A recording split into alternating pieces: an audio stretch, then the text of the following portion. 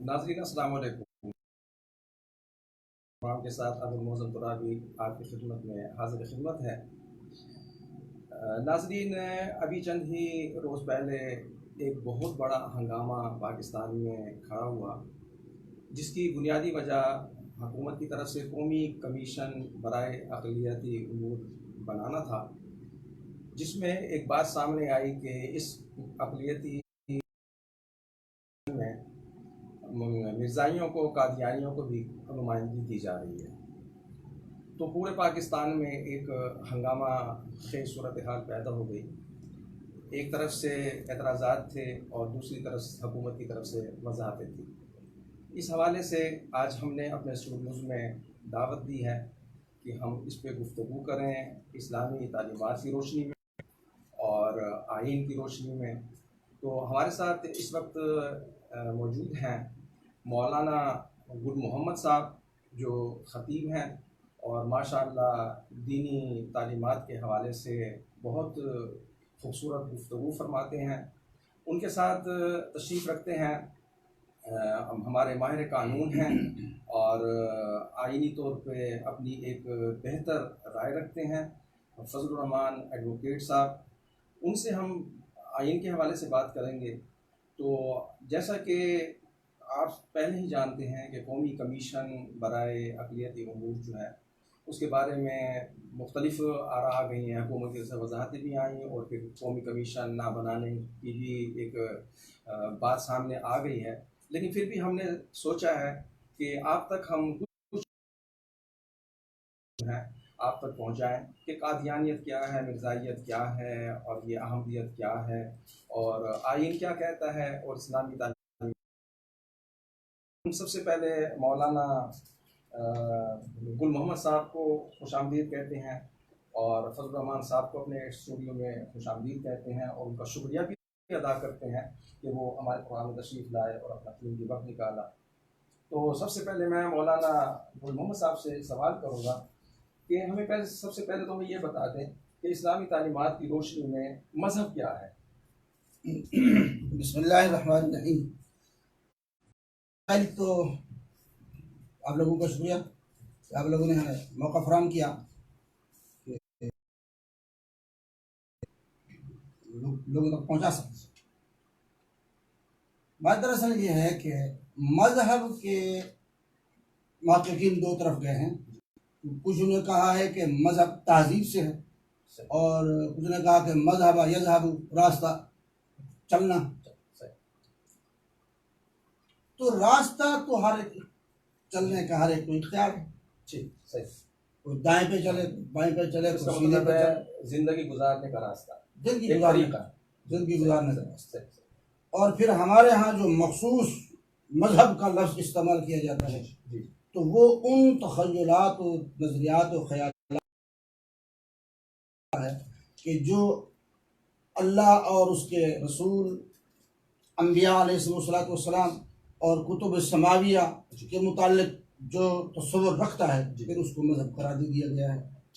तो इस हवाले से और अगर उस तहजीब के हवाले से हम देखें तो भी करीब करीब माना यही निकलेगा।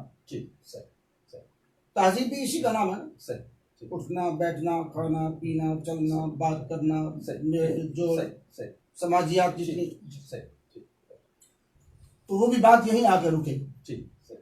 तो इस हवाले से भी हम अगर संजीदा सोच और फिक्र के साथ तस्वर रखें तो बात यही बनती है कि जीने का तो हर एक को हक हासिल है।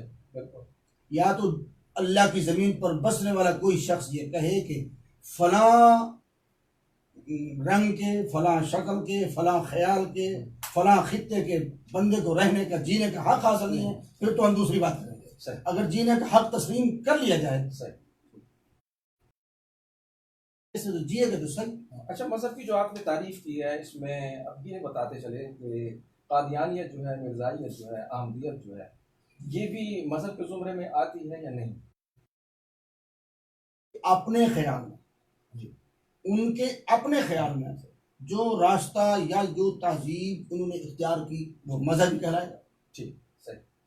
मतलब आम जो मज़हब का मफ़हूम होगा उसमें वो कादियानियत या मिर्जाइयत अहमदियत जो मजहब लुग़वी एतबार से अगर हम यूं कह लें जी जी कि जीने का कोई रास्ता इख्तियार करना जी जी या समाजी हवाले से कोई अपना सही तर्ज जिंदगी इख्तियार करना, तो इस हवाले से हम उसको मजाजन मजहब भी कह सकते हैं। सही तो जाहिर बात है उन्होंने जो उसके मुजिद थे मिर्जा गुलाम मोहम्मद को मैं कहना मुखालिफ समझता हूँ। ठीक है, बस उसे नाम तो है, नाम है, शनाख्त इसी हवाले से है। तो जाहिर बात है उन्होंने इसी बात पर सोचा होगा और इसी हवाले से ही अपने आप को मजहब कहते हैं, साहिब मजहब ठीक अपने आप को कहते हैं। तो फजल रहमान साहब, आपसे हम ये पूछना चाहते हैं कि एक सदी तक जो है हमारे उलमाए कराम, हमारे जो मशाइख हुज़ाम थे, वो कादियानियत और मिर्ज़ाइयत और अहमदियत का ताक़ुब करते रहे और कुरान और सुन्नत की रोशनी में वो मुनाज़रे भी करते रहे, दलाइल भी देते रहे, बहस व मुबाहिसे भी करते रहे कि कादियानियत जो है ये इस्लाम से खारिज है। तो बन गया, पाकिस्तान में ये सूरत हाल जारी रही। अब 1974 में जब हम देखते हैं तो हम हाँ एक बहुत बड़ी फिर तहरीक चलती है और उसके बाद फिर पार्लियामेंट में ये मसला करारदाद की शक्ल में पेश होता है। उस वक्त की जो कादियानी क़यादत थी उसके साथ हमारे जो उलमाए कराम हैं उनका आपस में मुनाजरा होता है, बहस मुबाहिसा होता है। तकरीबन 2 हफ्ते तक ये बहस चलती है जिसमें वज़ीर आज़म भुट्टो, जुल्फ़िकार अली भुट्टो साहब थे, उनकी हुकूमत थी, अपोजिशन थी। तो आप ये बताइए कि जब ये 2 हफ्ते की बहस हो गई उसके बाद फिर आइन में तरमीम की के तहत कादियानियों को, मिर्ज़ाइयों को और अहमदियों को काफिर करार दे दिया गया, गैर मुस्लिम करार दे दिया गया। तो थोड़ा सा हमें ये बताइए कि इसमें इनके हवाले से ये गैर मुस्लिम अक़लियत काफिर करार दिए गए हैं क्या, या कुछ और अल्फाज इस्तेमाल किए गए? बिस्मिल्लाहिर्रहमानिर्रहीम। अल्लाहुम्मा सल्लि अला सय्यिदिना व मौलाना मुहम्मद व अला आलि मुहम्मद कमा सल्लैता अला इब्राहीम व अला आलि इब्राहीम मजीद। तो अभी सर मैं आपका बड़ा मशकूर हूँ कि आपने इस अहम मौजू मुझे दावत कलाम के लिए बुलाया। मैं इससे अपनी बड़ी सादत समझता हूँ और आपके इस न्यूज़ चैनल का मेरा कम इल्म है, मैं उसके मुताबिक बात करूँगा। अभी आपने फरमाया कि पहले से मौजूद था, मैं इसे मज़हब की बजाय फितना कहूँगा कि हमारे अंदर एक फितना पैदा है। सही। और ये बहुत पहले से मौजूद था और जब से वजूद में आया तो ये फितना भी पाकिस्तान आ गया। सही। दबा रहा। अयूब खान के दौरे हुकूमत में इसने थोड़ा सा सर उठाया, क्योंकि उस वक्त ये थोड़ा साहिब इक़्तिदार हो गए। उस वक्त के हमारे उलमा ने, अहले सुन्नत वल जमात ने इंतहाई निकाले और किताबें लिखी और उस उम्मत को बताया कि ये एक फितना है और खातमुन नबिय्यीन हुज़ूर सल्लल्लाहु अलैहि वसल्लम की ज़ात के अलावा और कोई नहीं। फिर इस पे दूसरे उलमा के साथ साथ बहुत सारे उलमा ने कुर्बानियाँ दी, इसमें शहादतें हुई। जी जी जी। मौलाना मदूदी मरहूम ने भी ये फितना मसला कादियानियत लिखी जिसको मिर्ज़ा गुलाम अली ने शाये किया।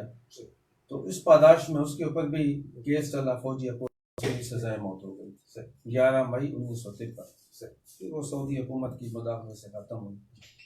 फिर ये कुछ अर्से के लिए ये फितना दबा रहा। 1974 में तलबा का एक ग्रुप मुल्तान से कोई स्टडी टूर पे जा रहा था, तो रबवा के मकाम पर इन कादियानियों ने ट्रेन में रबवा के मकान पर उन्होंने कोई पम्फलेट तक़सीम किए जिस पे वो तलबा चूँकि वो पक्के मुसलमान थे वो मुश्तइल हुए। वापसी पर जब वो आए तो जब उन्होंने दोबारा दी तो उनकी वहाँ हाथापाई हुई और यहाँ से एक जो है ना तहरीक का आगाज हुआ। मैं उस वक्त प्राइमरी स्कूल में था, मुझे याद है कि हमारे साथ एक कादियानियों का मरकज था, उसको आग लगाई गई थी मुसलमानों ने। तो ये तहरीक चलती रही, भाटिया बाजार ये चलती रही और ये फिर हमारे उलमा का जो है ना, खासकर मौलाना मुफ्ती महमूद रहमतुल्लाह अलैह, मौलाना शाह अहमद नूरानी रहमतुल्लाह अलैह, इनका ये दौरा इम्तियाज था कि इन्होंने ये बात असम्बली के फ्लोर पे ठहर के जुल्फ़िकार अली भुट्टो को मजबूर किया कि इस पॉइंट पर आके आप हमारी गुफ्तगू सुने, मुसलमानों का मौक़िफ़ सुने, ख़ातमुन नबिय्यीन की तारीफ सुने। और अभी आपने फरमाया, मौलाना साहब ने भी फरमाया, उसके मुताबिक फिर ये डिबेट चलता रहा। 1973 का उस वक्त आईन मारज़ वजूद में आ चुका। उस पर तमाम दीनी जमातों ने, सियासी जमातों ने अपने दस्तखत सब्त कर लिए थे। उसका जो आर्टिकल था 260, उसमें दूसरे जो मज़ाहिब थे, हिंदू, पारसी, सिख, क्रिश्चियन, इनको गैर मुस्लिम लिखा गया था। उसमें ये कादियानी, आमदी ये नहीं थे, शामिल नहीं थे। लेकिन जब ये असम्बली के फ्लोर पर ये बहस चली, हदीस और कुरान मुबीन की सूरतों की रोशनी में जब हमारे उलमा ने, हमारे बड़ों ने, असलाफ ने वो की, तो उस वक्त की कौमी असम्बली ने एक जुरतमंदाना फैसला करते हुए ये 260 ज़ेली ज़िमन शिक 3 में ये फिर तरमीम की और उसमें उन्होंने लिखा मुस्लिम के मुसलमान की तारीफ क्या है। ये इंग्लिश में मैं तर्जुमा करता हूँ कि वो जो अल्लाह की वादानियत पर यकीन रखता है, हर लिहाज से, जो भी अल्लाह ताला की जो औसाफ हैं उसके ऊपर ईमान रखता होगा, और फिर हज़रत पाक अहमद मुस्तफ़ा मोहम्मद मुस्तफ़ा वसल्लम को आखिरी नबी मानता हो, आखिरी नबी लिखा है, लास्ट प्रॉफिट। और इसके अलावा किसी दूसरे को नबी न मानता हो या नबी मानने की कोई सही न करता हो, तो वो बंदा जो है ना मुसलमान नहीं होगा। तो फिर उन्होंने लिखा कि नॉन मुस्लिम, ये लिखा कि मुसलमान की तारीफ ये है। नॉन मुस्लिम कौन है? कि वो लोग जो मुसलमानों में शामिल नहीं है, यानी कि जो अल्लाह को एक नहीं मानते और हज़रत पाक सल्लल्लाहु अलैहि वसल्लम को आखिरी नबी नहीं मानते, हाँ बिल्कुल नहीं रखते। तो उन्होंने लिख दिया कि उनमें वो हैं जो शामिल हैं क्रिश्चियन, हिंदू, सिख, बुद्धिस्ट या पारसी और Qadiani group, Lahori group, Ahmadi group जो कादियान से ताल्लुक रखती है, कादियानी ग्रुप से, ये नॉन मुस्लिम है, गैर मुस्लिम है, इनको हम मुसलमान नहीं कहते। क्योंकि मुस्लिम की तारीफ में ये है, असल में मुसलमान की तारीफ तो ये है, जैसे मौलाना साहब ने फरमाया, अल्लाह पर भी ईमान रखना, उसकी किताबों पर भी ईमान रखना, उसके अंबिया पर भी ईमान रखना। अब एक बंदा अंबिया पे ईमान न रखे, अल्लाह पे ईमान रखे, तो फिर भी मुसलमान नहीं हो सकता। लेकिन यहाँ पर हमारे आईन ने बड़ा क्लियरली बता दिया कि हज़रत पाक सल्लल्लाहु अलैहि वसल्लम को आखिरी नबी मानना ही मुसलमान की निशानी है। जो इसको नहीं मानेगा वो गैर मुस्लिम होगा। फिर ये शामिल हुई। सही। तो मौलाना, अब हम आपसे ये पूछेंगे कि फितना क्या है? फितना की थोड़ी सी तारीफ कर दें। आपकी गुजारिश में ये अर्ज करूँ कि हमारे असलाफ ने जो तफासिर में, तारीख में, जो हमारे इस हवाले से कुरान और सुन्नत के हवाले से कुतुब हैं, उन्होंने ये लिखा है कि अल्लाह और उसके रसूल की ज़ात मुक़द्दसा के बारे में जो मुसलमानों के तसव्वुरात और ख्यालात और नज़रियात हैं, इनमें रखना अंदाजी करना फितना कहलाता है। यानी दूसरे लफ्ज़ों में कि मजहबी जो मामलात हैं उसमें रखना अंदाजी, उसमें रुकावट, उसमें खलल पैदा करना या किसी भी किस्म की उसके अंदर ऊंच नीच करना, ये फितने की ज़ुमरे में आता है। कुरान करीम में 2 लफ्ज़ आए हैं, फितना और फसाद, दोनों लफ्ज़ हम उर्दू में उनको मुहावरा भी इस्तेमाल कर रहे थे, फसाद तरकीब के तौर पे इस्तेमाल कर रहे थे। लेकिन फसाद के मानी है कि अमली ज़िंदगी में, जैसे हम समाजियात, माशरती ज़िंदगी, समाजी ज़िंदगी के जो तरीक़ाकार है, उसमें अगर कोई शख्स रखना डालता है, रुकावट बनता है या कोई किसी किस्म की भी नुकसान मिलता है, तो वो फसाद कहलाएगा। और उन मानों में कि जैसे मैंने अर्ज़ किया कि अल्लाह और उसके रसूल की मुतल्लिक़ जो ख्यालात और नज़रियात और अक़ीदा है, उसके अंदर जो खलल या रखना डाले, वो फितना कहलाता है। तो इस हवाले से, इस तनाजुर में हम कादियानियत को हम क्या कहेंगे? इस हवाले से हम कादियानियत को फितना कह सकते हैं। ठीक है। अच्छा फजल रहमान साहब, ये बताइए कि अभी आपने तो ये में कादियानियों को, जितने भी कादियानी हैं वो जिस शक्ल में भी हैं, जिस सूरत में भी हैं, चाहे वो कादियानी है या लाहौरी ग्रुप है या कोई और है, सब वो नॉन मुस्लिम है, गैर मुस्लिम है आइन के मुताबिक। तो अब ये बताइए कि हमारी जो जब मार्शल लॉ लग गया, जनरल ज़ियाउल हक का दौर था, तो उन्होंने एक ऑर्डिनेंस जारी किया था। फिर उस ऑर्डिनेंस को 1985 की जो गैर जमाती इलेक्शन के नतीजे में जो पार्लियामेंट कायम हुई थी, उसमें वहाँ पेश किया गया। तो 8वीं तरमीम में फिर ये शामिल करके इसकी तौसीक कर दी गई। तो ये कादियानियों पे पाबंदियाँ लगा दी गई थी कि वो जो है इस्लामी शाये का इस्तेमाल नहीं कर सकते, इस्लामी इस्तिलाहात का इस्तेमाल नहीं कर सकते, इस्लामी अलक़ाबात का और खिताबात का इस्तेमाल नहीं कर सकते। तो थोड़ी सी इस पर रोशनी डाल दी। जी बिल्कुल, ये बदबख्त जब गैर मुस्लिम करार पा गए जी तो इनकी ये कोशिश थी कि हम किसी न किसी तरह इस मुल्क में अपना काम जारी रखें। सही।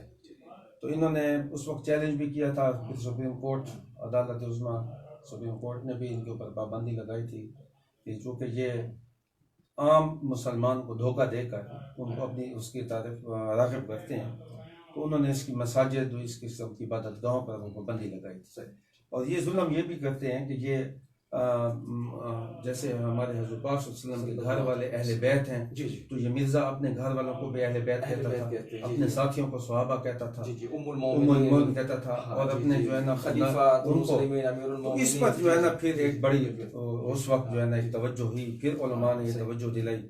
उस वक्त आपकी बात ठीक है कि उस वक्त गैर जमाती बुनियादों पर जो कौमी असम्बली थी उसमें ऑर्डिनेंस पेश हुआ, ये 1984 की बात है। ये फिर उसमें ये 298 तो था पहले से, तो उसमें 298A का इजाफा किया गया। उसमें ये लिखा गया कि ऐसा कोई भी शख्स वो तौहीन का मुर्तकिब होगा जो हज़रत पाक सल्लल्लाहु अलैहि वसल्लम की बीवियां उम्मुल मोमिनीन, अहले बैत या खुलफाए राशिदीन या सहाबा कराम के मुकद्दस नामों की बेअदबी करे या उनको अपने लिए इस्तेमाल करे। ये 298A में। फिर 298B में, अच्छा इसमें साफ लिखा है कि कादियानी ग्रुप या लाहौरी ग्रुप जो अपने आप को आमदी या किसी दीगर नाम से पुकारते हैं, या कोई शख्स ऐसी बातों के जरिए जो तलफ़्फ़ुज़ से अदा की जाए या लिखी जाए या नजर आने वाले नकूश के जरिए माँ सिवा हज़रत पाक सल्लल्लाहु अलैहि वसल्लम के किसी खलीफा सहाबी बतौर अमीर मोमिन ये कहना जुर्म होगा, और इसकी उसको बाकायदा इसके ऊपर केस चलेगा, अदालत में इसका इस्तग़ासा होगा, और इसकी जो तहकीक है वो SP या आजकल DPO है, इस लेवल का बंदा करेगा, आम पुलिस अफसर को इख्तियारी।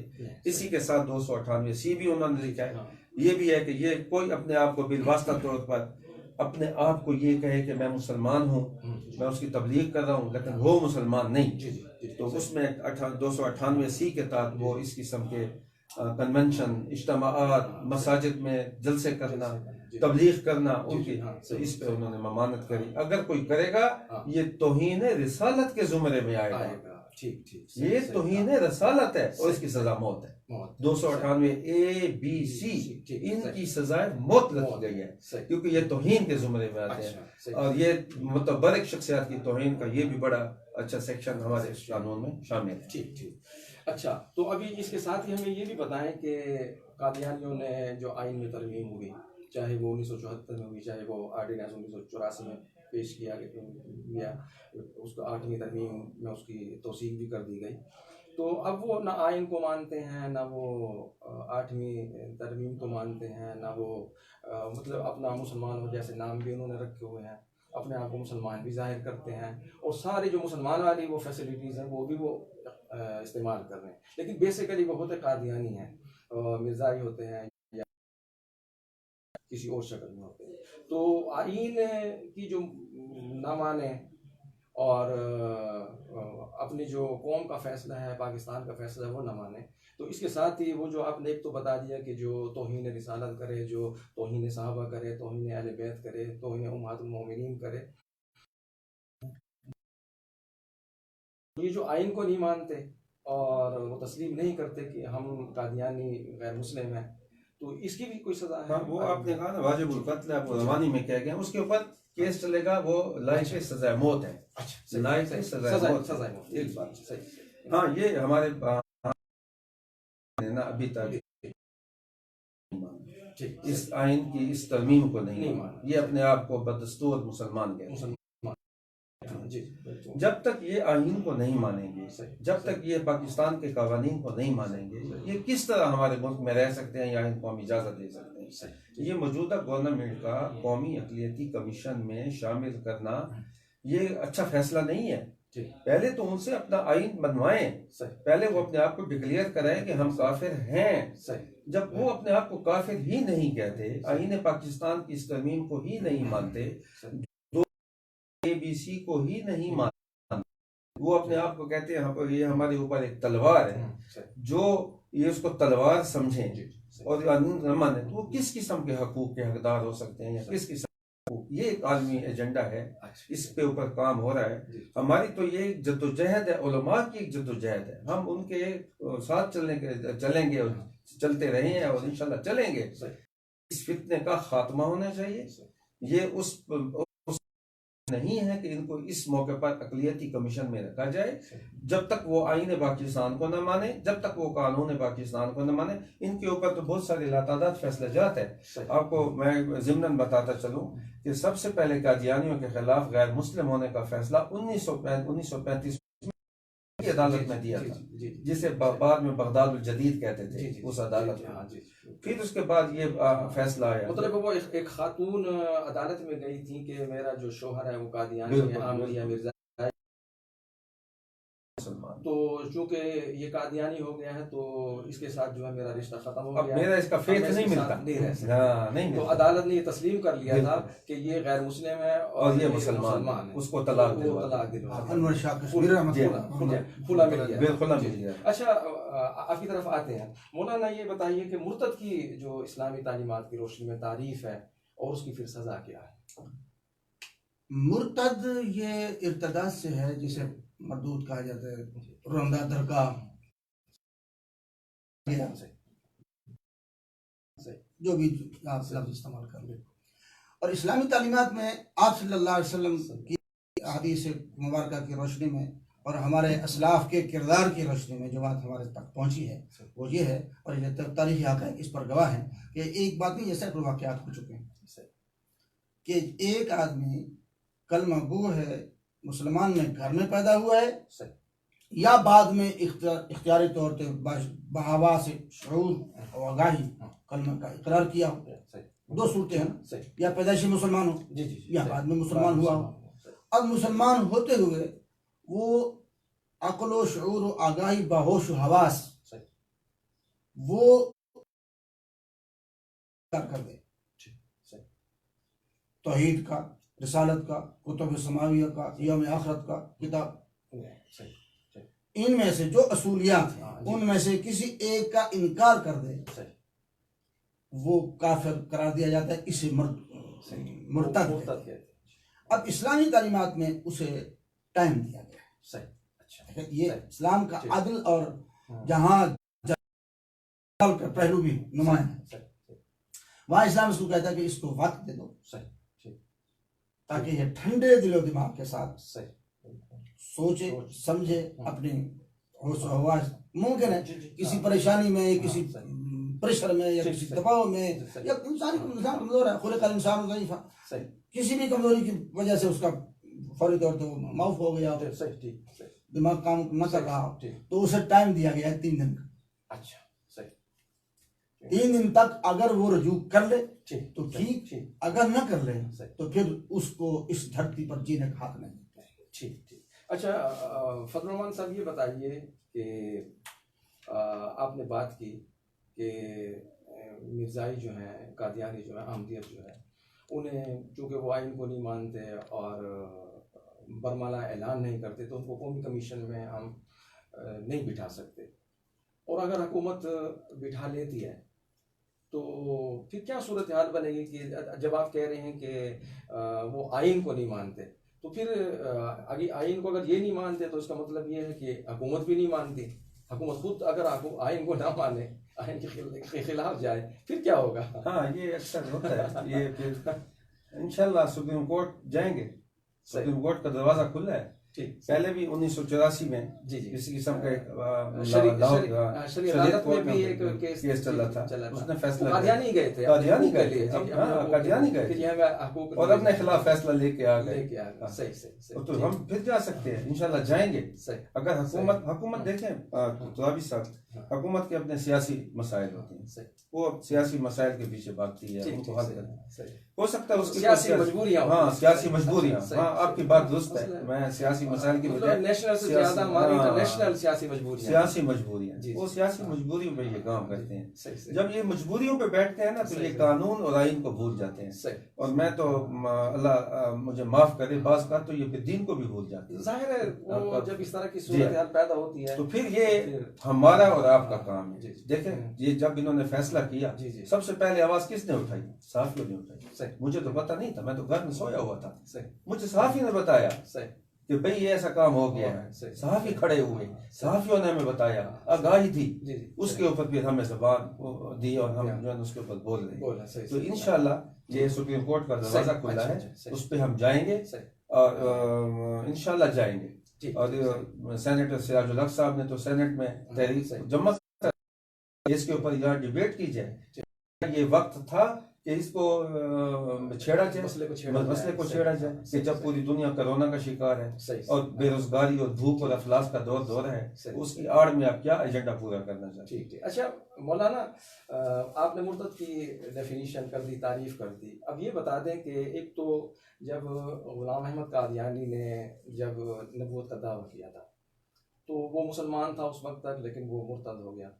उसके बाद जब उसने कबूलियत की दावत दी तो बहुत सारे मुसलमानों ने भी उसकी दावत कबूल कर लिया, उसको नबी मान लिया, तो वो मुर्तद हो गए।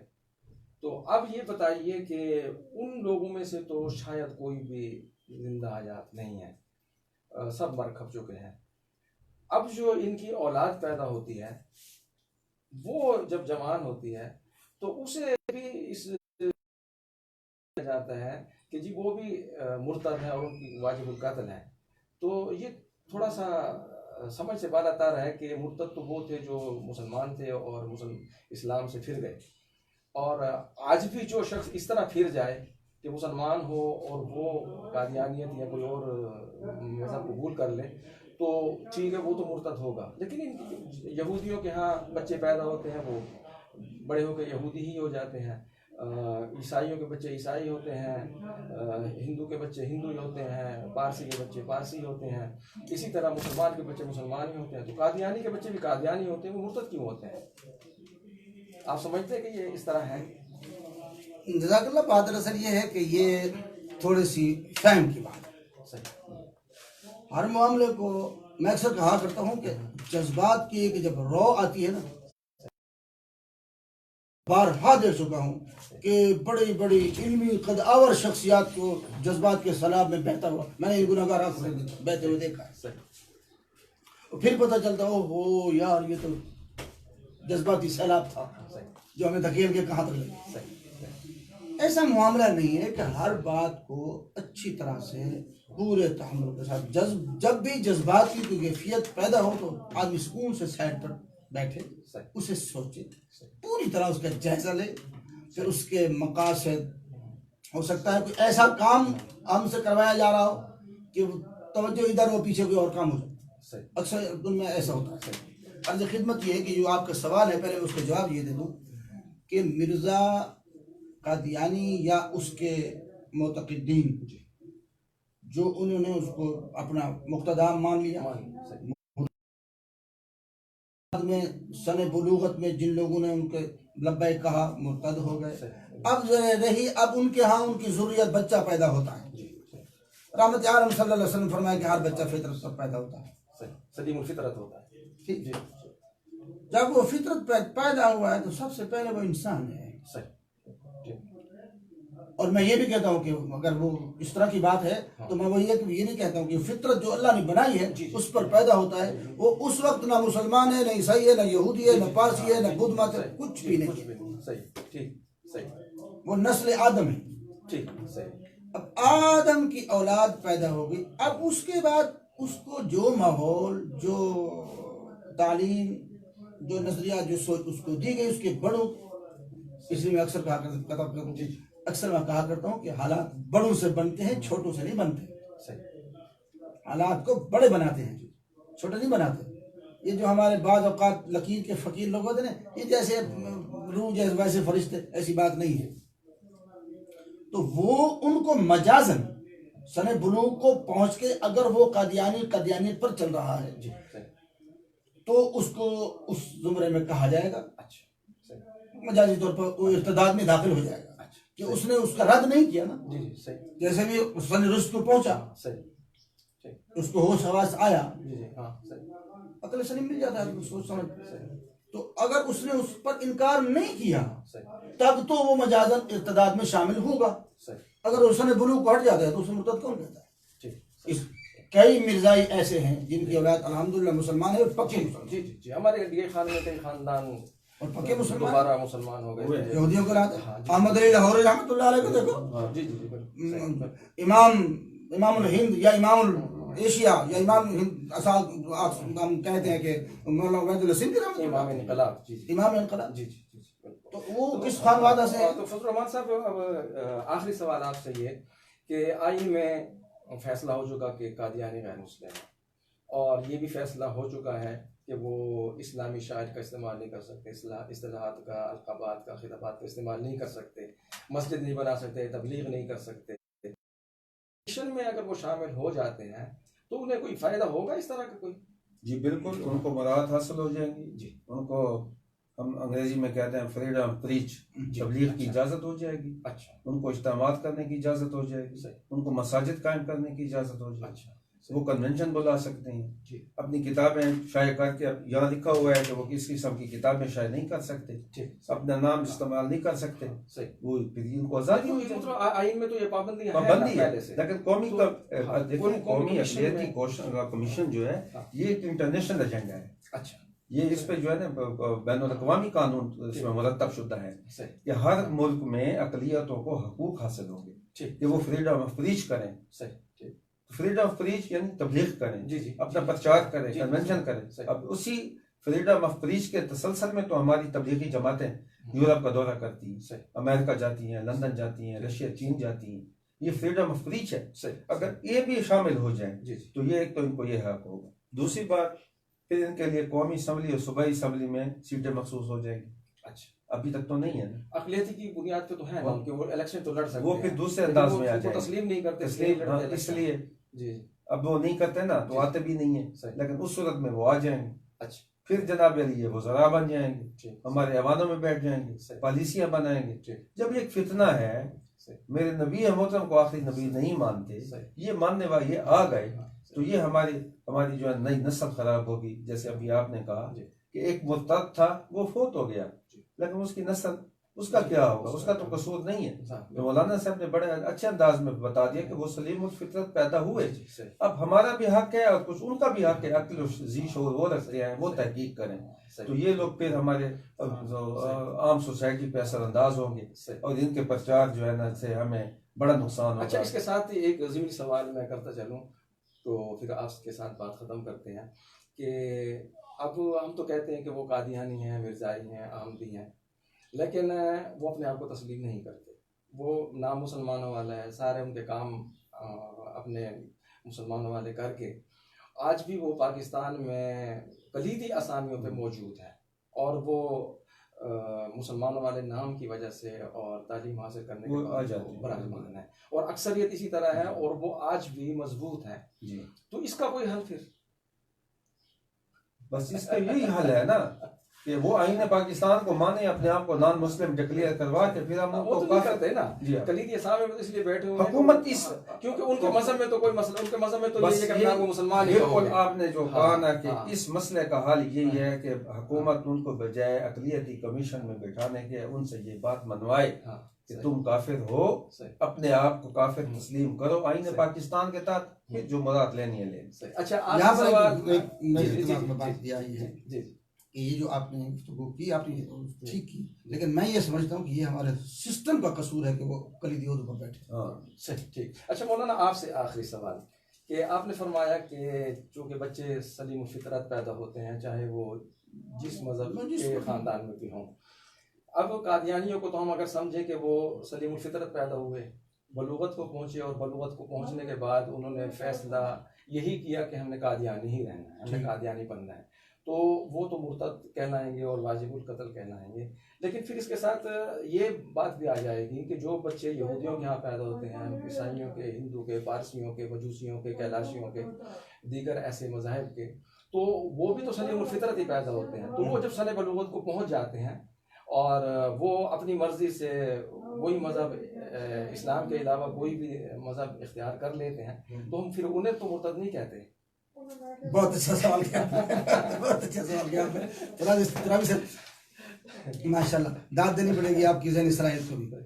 बात दरअसल ये है कि यहाँ एक नुक्ते पे फर्क है, एक सोच, थोड़ी सोच का फर्क। ठीक ठीक। वो ये है कि इनके बड़ों ने मुसलमान होकर कलमे से इनकार किया था, ठीक, ये इसलिए उनकी पैरवी करते हुए हद इर्तिदाद में दाखिल हो जाएंगे। अच्छा, सही सही। और वो चूंकि यहूदी है, नसरानी है, पारसी है, ईसाई है, बुद्ध मत जो भी है, वो उस वजह से नहीं, वो अपने जो भी उसकी मजहब है या जो भी उसकी फिक्र है उसके तहत पैदा हो गया है, उसी के नतीजे में जिंदगी बसर कर रहा है, और इसी के नतीजे में आप सने बुलूग रुश्द को पहुंच गया है। अब उस पर इर्तिदाद का फतवा सादिर नहीं होगा कि वो एक सिलसिला उनका पहले चला आ रहा है, और ये बीज के अंदर एक गंदा पौधा पैदा ये हुआ। मुसलमान बन के हाँ। एक चीज ये भी आ जाएगी कि ये मुसलमान बन के कुरान पाक को, दीन इस्लाम हाँ, को, देख दूँ। इस्लामी शायर को, इस्लामी इस्लाहात को, असल बात यही है। खिताबात को इस्तेमाल करके असल बात ये है। अपने बच्चों को भी गुमराह कर देते हैं। बिल्कुल, तो ये बात आ जाएगी। इसमें धोखे का पहलू। बहुत शुक्रिया अफजल रहमान साहब आपका भी, मौलाना मोहम्मद साहब आपका, आपने कीमती वक्त निकाला और हमारे नाज़रीन को बहुत ही एक पुरमगज़ गुफ्तगू से फैज़याब किया। नाज़रीन, आपने हमारे दोनों मेहमानों की बड़ी तफसीली गुफ्तगू सुनी। ये अब आपका काम है कि आप इस गुफ्तगू को समझें, सोचें और फैसला करें कि कौन हक पर है और कौन नाहक है। इसी के साथ अबुल मज़म तुराबी को इजाज़त दीजिए। अल्लाह हाफ़िज़।